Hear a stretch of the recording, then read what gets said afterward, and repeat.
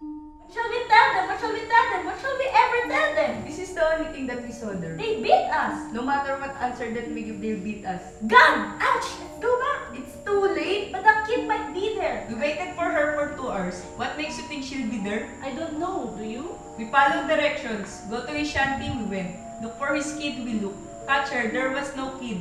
Not one in that dunghill. They still beat us. Nothing we can do about that. We can run They'll find us. and beat us. No doubt. Nothing we can do again. Is there? Wait for the trial and the beating. When? Any minute now, they always start on time. The accused! The accused! Bring in the accused!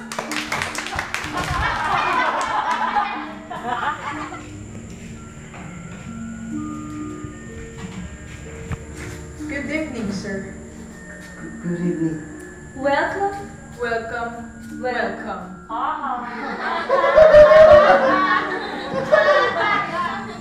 Welcome again. You look so tense. Relax, please. You have nothing to fear here. Unless, of course, you stand accused. Which you do. Of what? Silence! You may not speak unless bidden to. It is bad manners to speak unless you bidden to. What is it you want? What am I accused of? A crime. Committed by you, of course. What is it? What is what? My crime? You do not know what your crime is? No. You have not informed of what your crime is? No. Too bad. Ignorance of a crime is not an excuse. For committing it. You still stand accused. He was overheard talking to a child in his shanty. A child we found out to be his daughter. Some days later, we discovered he had been supporting this child, which is a crime in this federation. Our federation forbids having dependents, such as a child of spouse, even parents. Having dependents means extra spending on the members' part, and this means less money to give to the federation's trust fund, which is why we forbid having dependents. 3 members of this federation caught him. They even know his daughter's name, Sol.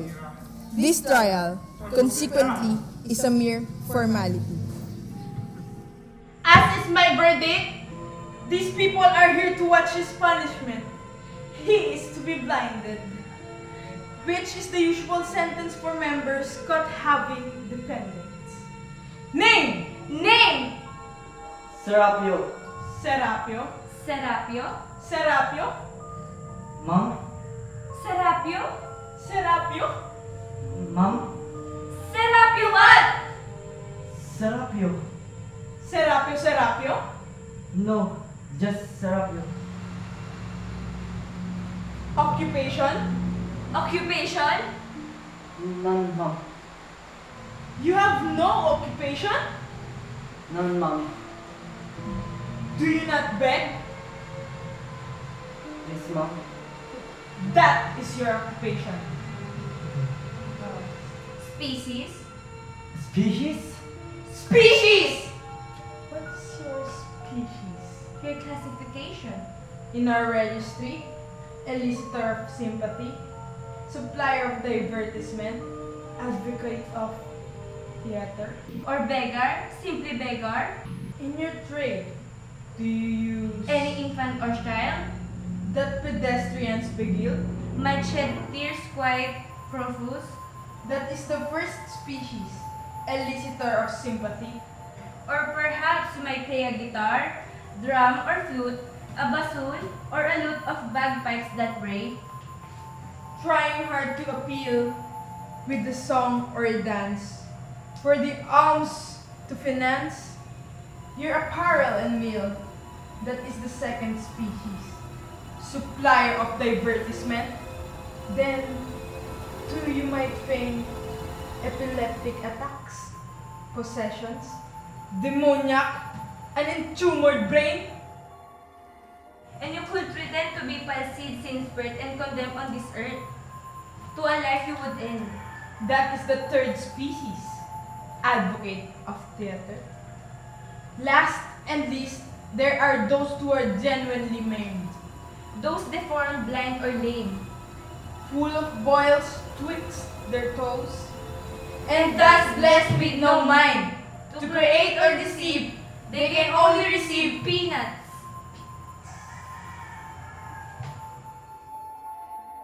Such is the last species, the beggar ordinary. Which species do you belong? The first, Second, third, or fourth? The last one. as expected?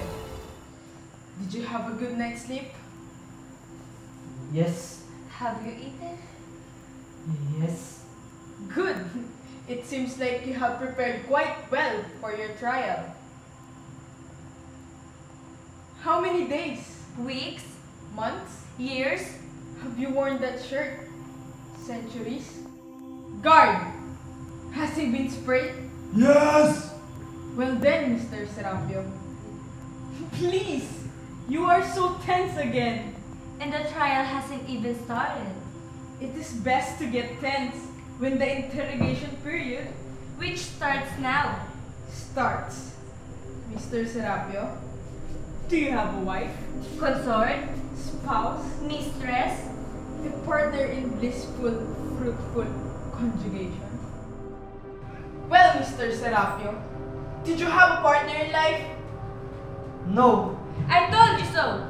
There's no harm in trying. He never did look potent to me. I shall change the question.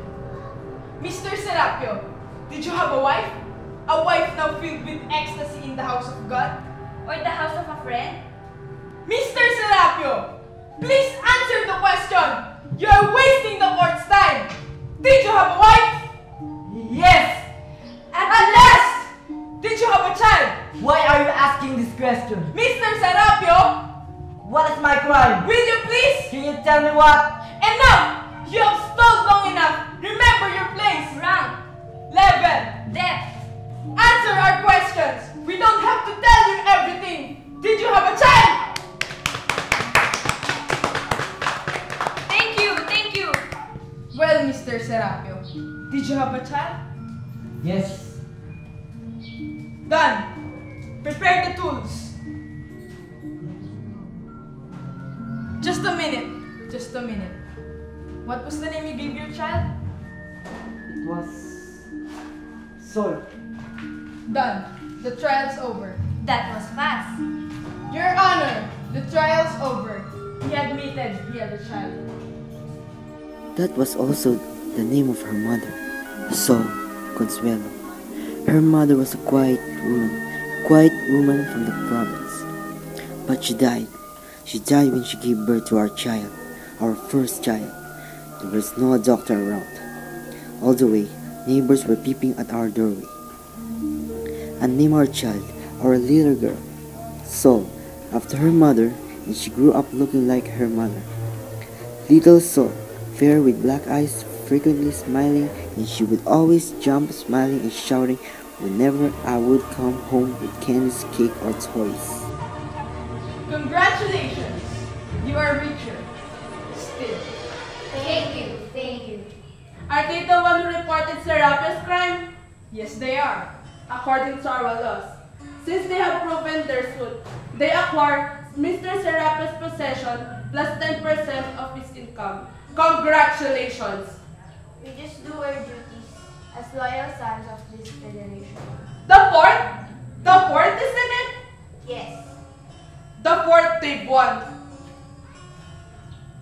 Ma'am, here are the tools.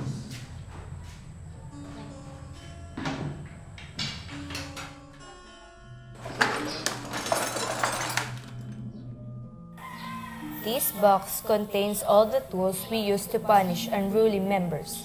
I marvel at the punishments of this federation, all full of wisdom and understanding like mothers. To be frank with you, the punishments are actually works of charity. Yes, charity. Love of one's fellow man. Take the example of crippling, one of the more common punishments of this court. Suppose the criminal is blind and the criminal gets, say, 20 pesos a day through begging. What would be the best way of increasing his daily income? By making him a blind cripple. He would then arouse greater sympathy from the crowd and so receive more alms. Thus, the blind beggar's punishment is transformed, is metamorphosed into what it really is. A gift from a benevolent federation, and the beggar is not the only beneficiary. The federation is too, because the mendicant's contribution to our trust fund increases.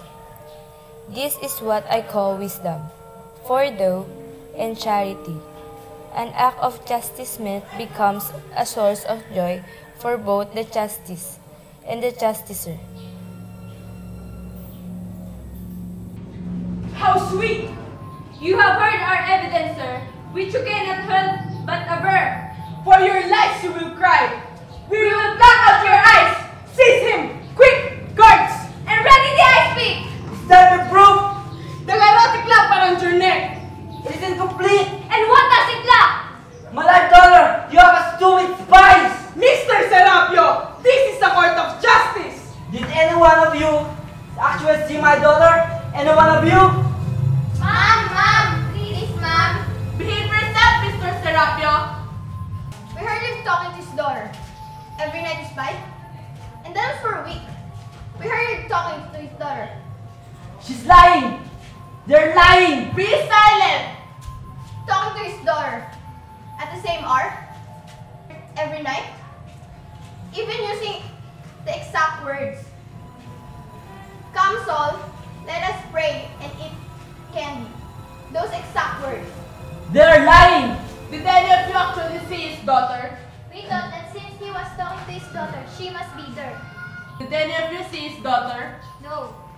Ha! We heard you talking to your daughter. If my daughter is alive, bring her here. And when you do that, blind me. I would not lie about my daughter's death. Did you know about this, that they have not even seen his daughter? Yes, actually, Your Honor, we have anticipated his objections. That's why we sent 2 men to kidnap his daughter in Shanty as long as he got home.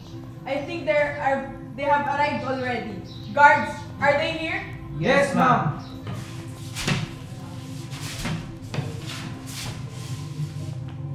Where's the child? None, ma'am. There was no child. Didn't you go to his house? Yes, ma'am.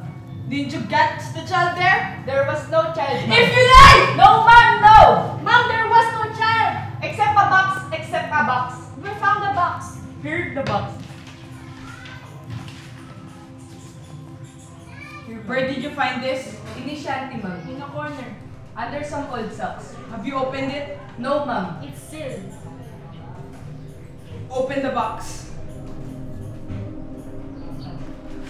No, it's empty. Then why is it sealed? I didn't seal it. Yes, it's sealed. I found that way. Well, I think you don't mind if we open it. Open the box. No, stop. Mr. Serapio, you are sweating. The chest is empty. Oh, I thought you found the box and sealed. No, don't. Why? What does this contain? Nothing will interest you. That I shall have to see. You have no right to open that. You have no rights here. That's my box. Only I can open that. You are powerless here. No, please, please, please. No, no, no, no. No!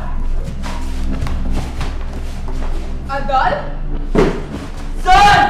Sol? Son! Son! Son! Son! Son!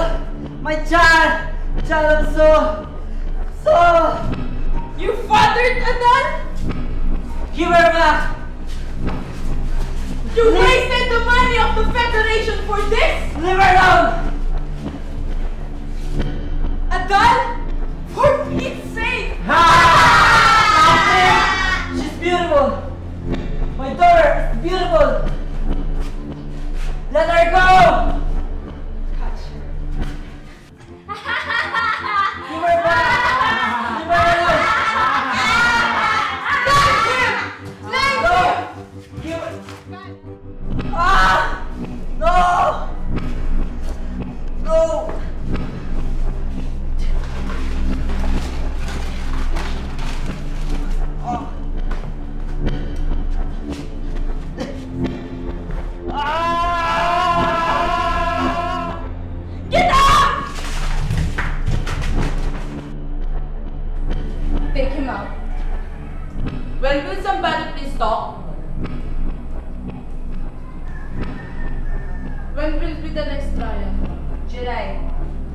naman!